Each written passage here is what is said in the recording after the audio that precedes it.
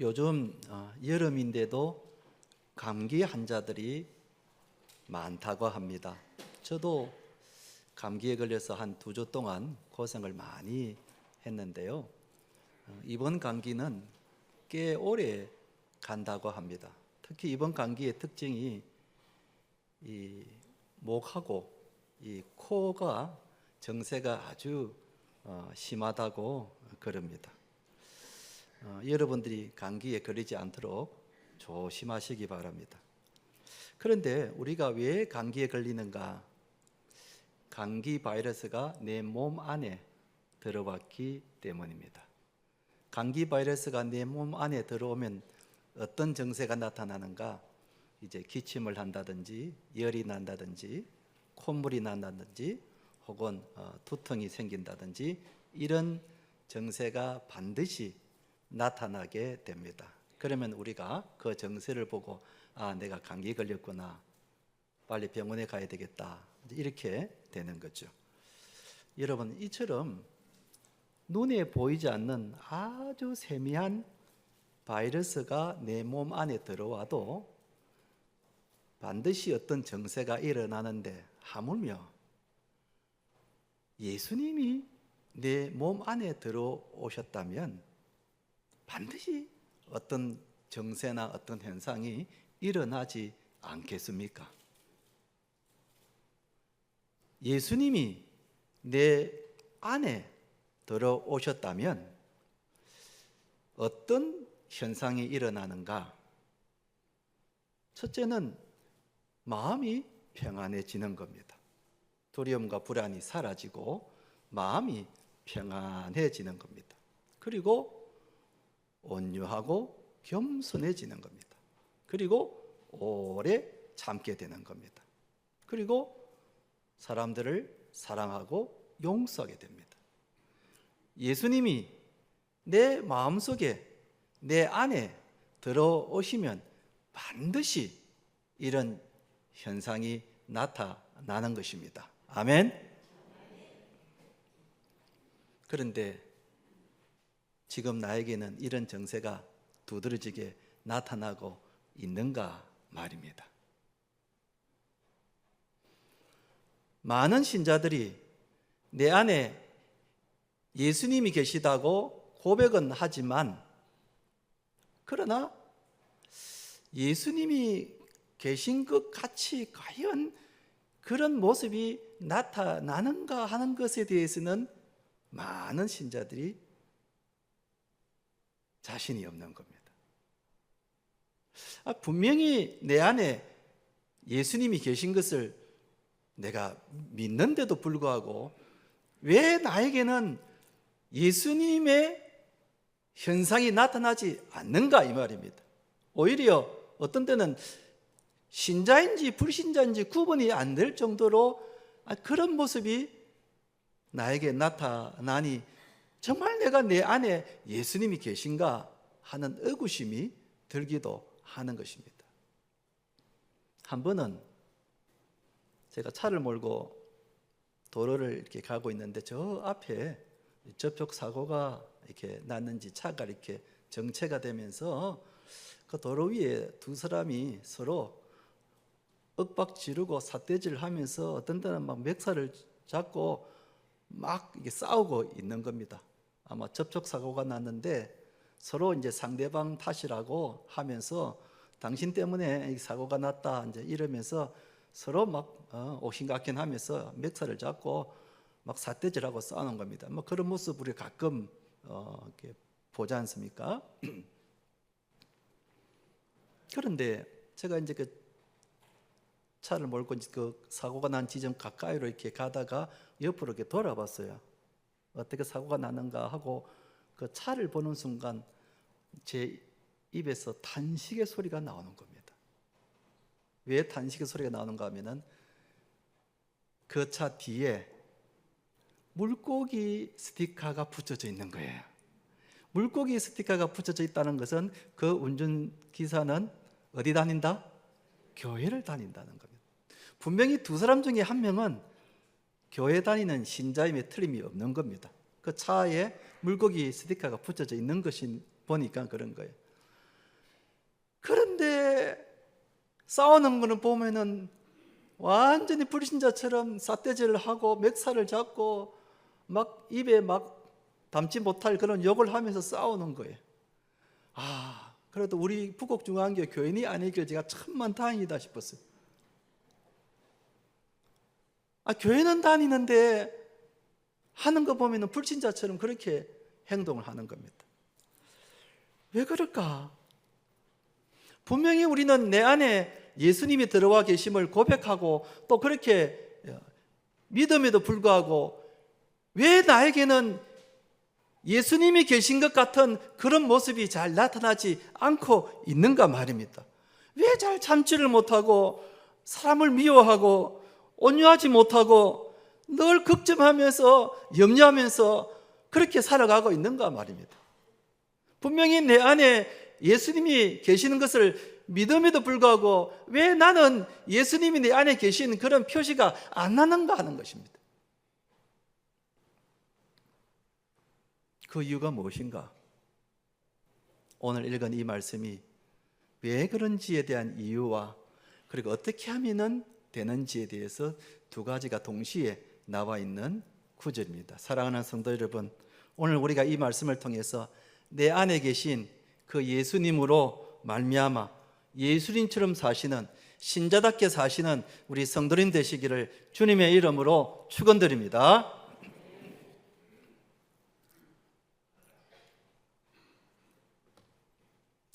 그러면 첫째로 내 안에 예수님이 계심에도 불구하고 왜 신자다운 모습이 나타나지 않는가? 그것은 내가 주인으로 살기 때문입니다. 누가 주인으로 산다고요? 내가 주인으로 살기 때문에 그렇습니다.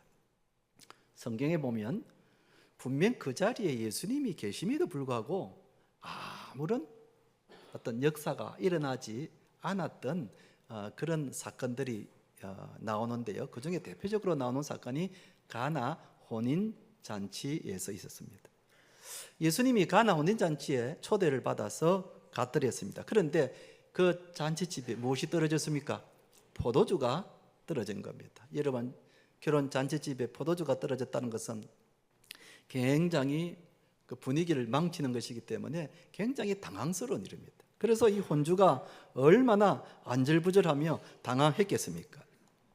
그런데 그 자리에 예수님이 계셨음에도 불구하고 이 혼주가 예수님에게 가지 않습니다. 그냥 혼자 안절부절하면서 당황해하고 있습니다. 왜 그랬을까요? 예수님을 주인으로 생각하지 않았기 때문입니다. 그저 예수님을 자기 집에 온 손님으로만 대우를 했기 때문입니다.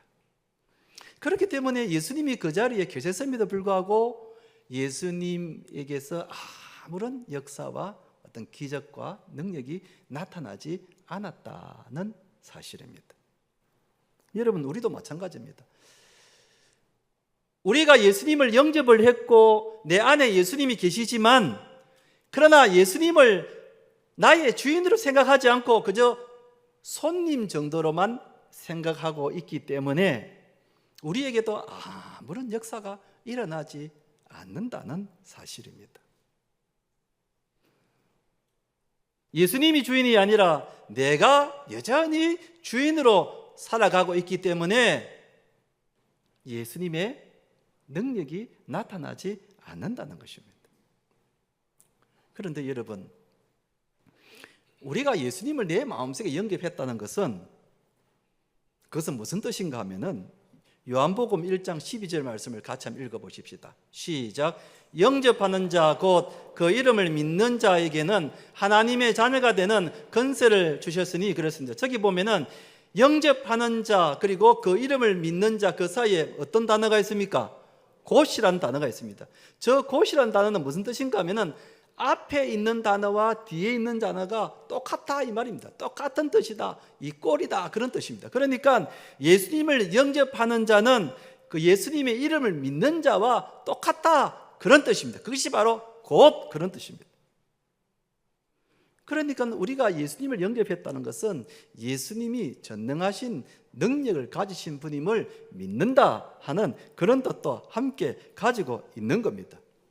그럼에도 불구하고 우리는 그 예수님을 주인으로 모시지 않고 내가 주인이 되어 살아가고 있기 때문에 아무런 능력이 나타나지 않는 것입니다. 여전히 연약한 내 자신의 모습으로 살아갈 수밖에 없다는 것입니다.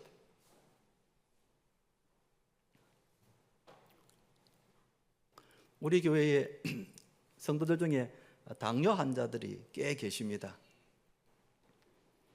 병원에서 당뇨병이 생겼습니다, 당뇨병입니다 하고 그렇게 진단을 내리면은 우선 생활 습관을 바꿔야 되죠. 우선 식습관부터 바꿔야 되죠. 뭐 탄산음료라든지 이 단 과자라든지 뭐 하얀 쌀밥이라든지 떡이라든지 이런 것들은 가급적이면 피하고 야채 위주, 생선 위주로 식 개선을 해야 되는 거죠. 그리고 자주 걷고 운동을 해야 되고 그 다음에 정기적으로 병원에 가서 검진을 하면서 그렇게 해야 당뇨병을 고칠 수가 있죠. 그런데 병원에서 내가 당뇨병이라 하는데도 그것을 무시하고 여전히 내 마음대로 먹고 싶은 거 콜라 마시고 햄버거 먹고 피자 먹고 그리고 운동도 하지 않고 약도 먹지 않고 그러면 어떻게 되겠습니까? 그러면 당뇨병이 더 심해져서 나중에는 아주 심각한 경제까지 이르게 되는 것입니다. 마찬가지입니다, 여러분. 내 안에 예수님이 들어와 계시다고 우리가 믿는다면은 그때부터 내가 예수님에게 맞추면서 살아가야 되는데 무시하고 내 마음대로 사는 겁니다. 여전히 내가 주인이 되어서 내 하고 싶은 대로 하는 것이고 내 고집대로 사는 것이고 내 감정대로 사는 것입니다. 그러다 보니까 아무런 역사가 일어나지 않는 겁니다. 그러다 보니까 내 안에 예수님이 계심에도 불구하고 신자다운 모습이 나타나지 않는 겁니다.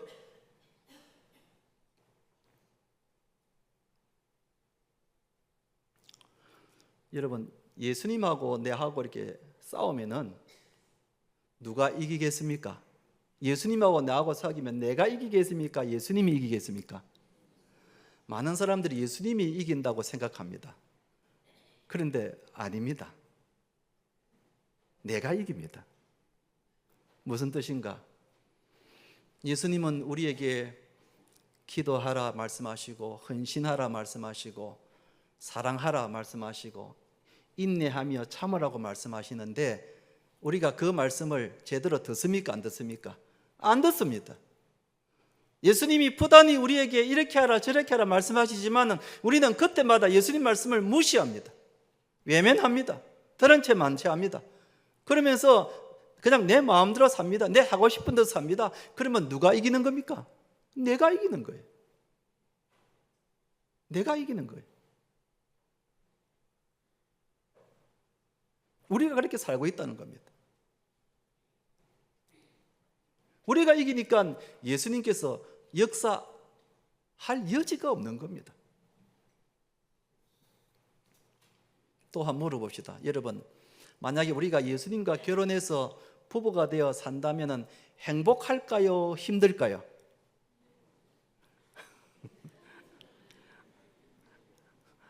대답 잘못하면 또 안 되니까 그냥 이럴 때는 가만히 있는 게 제일 낫죠. 행복할까요? 힘들까요? 역시 많은 사람들이 행복할 거라고 생각합니다. 예수님하고 같이 부부가 되어 살아가면 얼마나 행복할까. 몸 아프면 병원 갈 필요 없어. 약 먹을 필요 없어. 바로 그 자리에서 나사렛 예수 그리스도 이름으로 명하노니 날지어다 하면 금방 낫고 벌떡 일어날 수 있고, 그리고 집에 밥이 없으면 마트 갈 필요 없습니다. 돌멩이 몇 개 가져다가 주면은 예수님이 돌로 가지고 떡을 만들어 주시니까 뭐 경제적으로 어려울 필요가 없습니다. 인생에 풍랑이 와도 걱정 없습니다. 예수님께서 풍랑아 잠잠하라 한마디만 하시면은 막 인생의 풍랑이 다 잠잠해집니다. 그러니 얼마나 행복하겠습니까? 예수님하고 같이 살면은 정말 행복할 거라고 생각합니다. 그런데 하나만 알고 둘은 모릅니다. 예수님하고 같이 살면 어떻게 되는가? 새벽에 자는데 깨웁니다. 새벽 기도 가자고 깨웁니다. 새벽 기도 갑시다 깨웁니다. 피곤한데 사랑방 모임 가야지. 오늘 사랑방 모임 하는 날인데 사랑방 모임 갑시다. 저 집사람이 미워 죽겠는데 예수님이 그래도 사랑해야 됩니다. 용서하세요. 용서하세요. 화가 잔뜩 나 있는데 참으세요. 그래도 참아야 됩니다. 이게 하나부터 열까지 나하고 너무 안 맞는 거예요. 나하고 마음이 너무 안 맞는 거예요. 예수님이 내가 하고자 하는 거하고 예수님이 하시는 말씀은 너무 안 맞는 거예요. 여러분, 마음이 안 맞으면 행복합니까? 힘듭니까? 힘들죠. 힘들죠. 예수님과 같이 살면 힘들어요. 물론 예수님 말씀대로 순종하고 산다면야 행복하겠지만, 그런데 내 고집대로 살라 하고 내 하고 싶은 대로 살라 하고 그러면은 예수님하고 같이 사는 게 힘든 거예요. 우리가 한 가지 알아야 할 것이 있습니다. 이사야서 55장 8절 9절 말씀인데요. 이사야서 55장 8절 9절, 여호와의 말씀에 내 생각은 너의 생각과 다르며 내 길은 너의 길과 달라서 하늘이 땅보다 높음 같이 내 길은 너의 길보다 높으며 내 생각은 너의 생각보다 높으니라. 무슨 말씀입니까? 주님의 생각과 내 생각이 다르다는 겁니다. 다르다는 겁니다. 나는 분명히 이것이 옳다고 생각하고 그렇게 생각하지만은 그러나 주님은 그렇지 않다는 겁니다. 여러분, 그럴 경우에 우리가 어떻게 해야 되겠습니까? 예수님의 생각에 맞춰야 되지 않겠습니까? 예수님의 생각에 맞춰야 되지 않겠습니까? 그런데 예수님의 생각에 맞추지 않고 여전히 내 하고 싶은 대로 하고 내 고집대로 사니까 신자의 모습이 나타나지 않는 겁니다. 예수님이 참아라 하는데도 도저히 못 참겠는 거예요. 예수님이 용서하라 그러는데도 나는 절대로 용서 못합니다. 내 손에 장을 지지세요. 용서 못합니다. 그래서 하니까 신자다운 모습이 안 되는 거예요. 내 속에 예수님이 들어와 계심에도 불구하고 내 모습에서 신자의 모습이 안 나타나는 거예요. 많은 신자들이 예수님을 영접했다 하고 내 안에 예수님이 계신다고 말을 하면서도 내가 여전히 주인이 되어 살아가고 있기 때문에 신자다운 모습이 나타나지 않는다는 사실입니다.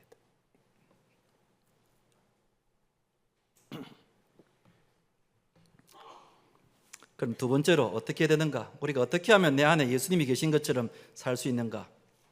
예수님을 나의 주인으로 모시고 순종해야 된다는 겁니다. 자, 오늘 읽은 갈라디아서 2장 20절 말씀, 이번에는 같이 한번 읽어봅시다. 시작. 내가 그리스도와 함께 십자가에 못 박혔나니 그런즉 이제는 내가 사는 것이 아니요 오직 내 안에 그리스도께서 사시는 것이라. 이제 내가 육체 가운데 사는 것은 나를 사랑하사 나를 위하여 자기 자신을 버리신 하나님의 아들을 믿는 믿음 안에서 사는 것이라 그랬습니다. 다시 가나 혼인잔치 이야기로 돌아가 보겠습니다. 그래서 혼인잔치에 포도주가 이렇게 떨어졌습니다. 주인이 난감하고 당황해하고 있는데 그때 예수님의 어머니 마리아가 이걸 빨리 눈치를 채고 예수님에게 다가갑니다. 아니 여러분, 포도주가 떨어졌으면 빨리 가게에 가든지 아니면 이웃집에 가서 좀 빌려달라든지 그래야 되는데 마리아는 그 순간 바로 예수님에게 찾아갑니다. 그리고 포도주가 떨어졌다는 사실을 알립니다. 무슨 뜻입니까? 마리아는 예수님이 전능하신 능력이 있는 분임을 믿었다는 뜻입니다. 믿었다는 뜻입니다. 그래서 어머니 마리아가 하인들에게 예수님이 너희들에게 뭐라고 말씀하든지 그대로 해라 그렇게 일릅니다.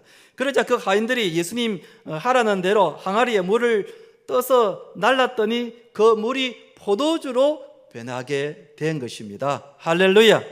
여러분, 바로 이것입니다. 우리가 살면서 이 가나 혼인잔치 같은 이런 기적의 역사를 경험하기 위해서는 우리가 전능하신 주님의 능력을 믿는 것입니다. 예수님을 나의 주인으로 믿는 것입니다. 아멘.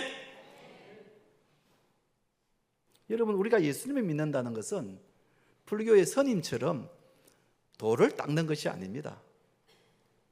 불교에서는 높은 경지에 이르기 위해서는 깊은 산속에 들어가서 돌을 닦아야 된다고 그렇게 가르칩니다. 그래서 불교는 자력으로, 자기의 힘으로 높은 경지에 올라가도록 그렇게 가르칩니다. 그래서 자력으로 용서를 하게 되고 자력으로 사랑을 하도록 그렇게 가르칩니다. 그러나 우리 기독교는 내 힘으로 하는 것이 아니라고 가르칩니다. 내 힘으로 참고 내 힘으로 용서하고 내 힘으로 사랑하라, 그렇게 가르치지 않습니다. 얼마나 여러분 우리가 사람을 사랑한다는 게 힘듭니까? 여러분 우리가 사람을 용서한다는 게 얼마나 힘듭니까? 여러분 그게 쉽게 됩니까? 그게 내 노력으로 됩니까? 안 됩니다, 여러분. 안 됩니다. 많은 신자들이 내 힘으로 사랑하려고 그러고 내 힘으로 참으려고 그러고 내 힘으로 용서하려고 그러니까 막 속병이 생기는 겁니다. 성경은 그렇게 가르치지 않습니다. 어떻게 하면 되는가? 예수님을 나의 구주로 영접하고 예수님을 주인으로 인정하고 그리고 예수님 앞에 순종하면 그런 능력이 나타난다고 말씀하고 있습니다. 예수님이 내 마음의 주인이 되셔서 내 마음에 평안을 주시고 사람을 용서하고 사랑할 수 있는 그런 마음을 주시고 참을 수 있는 그런 능력을 주신다는 것입니다. 내가 하는 것이 아니라 누가 주신다고요? 우리의 주인 되신 예수님이 그런 능력을 주신답니다. 예수님이 우리에게 사랑의 능력을 주시고 참을 수 있는 능력을 주시고 용서할 수 있는 능력을 주신다는 겁니다.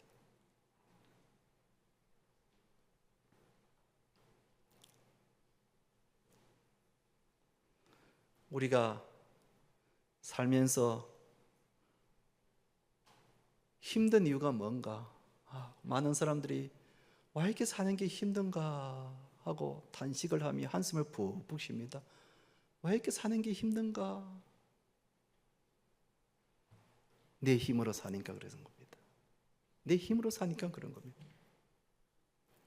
우리는 지금까지 내가 내 인생의 주인이 되어서 살아가고 있습니다. 그러다 보니까 힘들 수밖에 없는 겁니다. 정말 죽을 지경입니다. 그러나 오늘 말씀은 예수님을 내 인생의 주인으로 인정하고 예수님께 내 인생을 맡기라는 것입니다. 내 인생의 주인이 주님이신 것을 우리가 고백하고 주님께 내 인생을 맡기라는 것입니다. 그러면은 내 인생의 주인 되신 주님께서 내 인생을 인도해 가십니다. 내 마음의 주인 되신 주님이 내 마음을 역사해 주신다는 겁니다.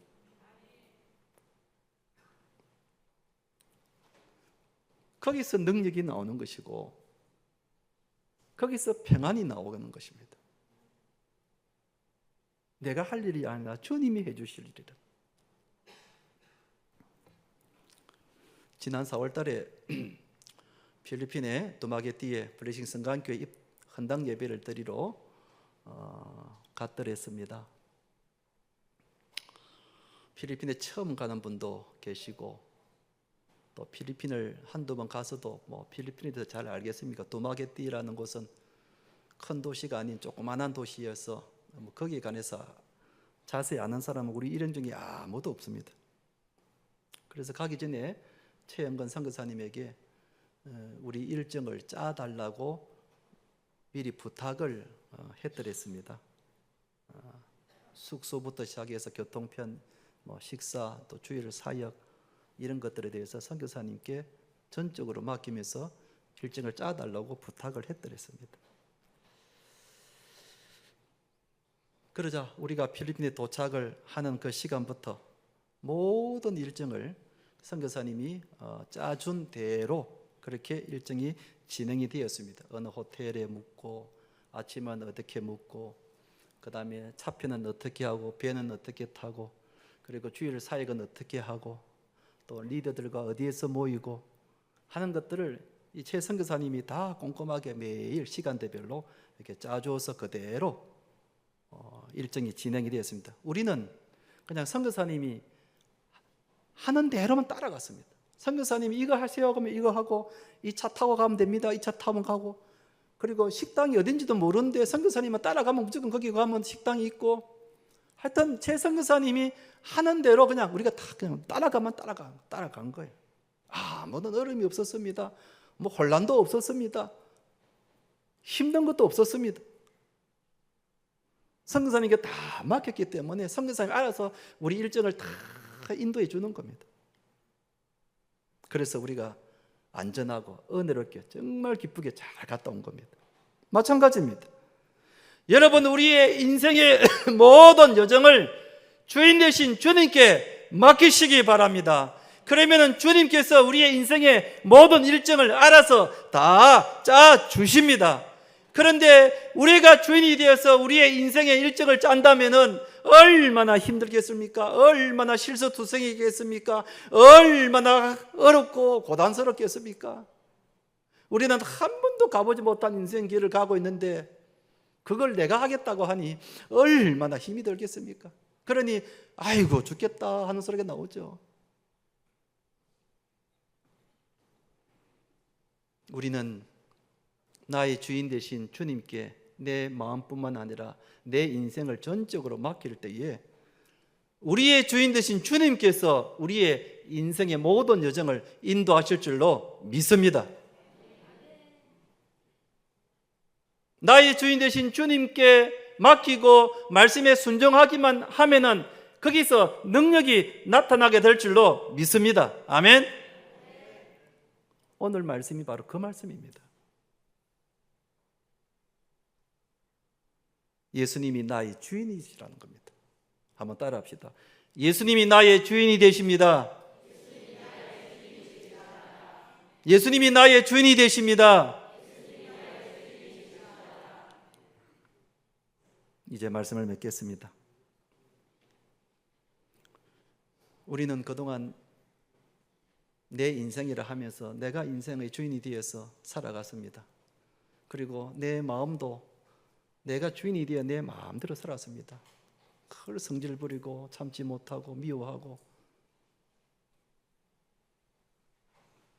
그러나 오늘 말씀이 예수님을 주인으로 모시고 살아가야 된다고 말씀하고 있습니다. 그럴 때에 거기에서 능력이 나타나고 거기에 평안이 있다고 말씀하시고 주님께서 책임져 주신다고 말씀하십니다. 우리 모두가 이 시간 이후로 주님만이 나의 주인이 되시고 내 인생의 주인이 되신 것을 우리가 믿고 순종하고 따라감으로 주님의 능력이 순간순간 나타나게 되기를 주님의 이름으로 축원드립니다.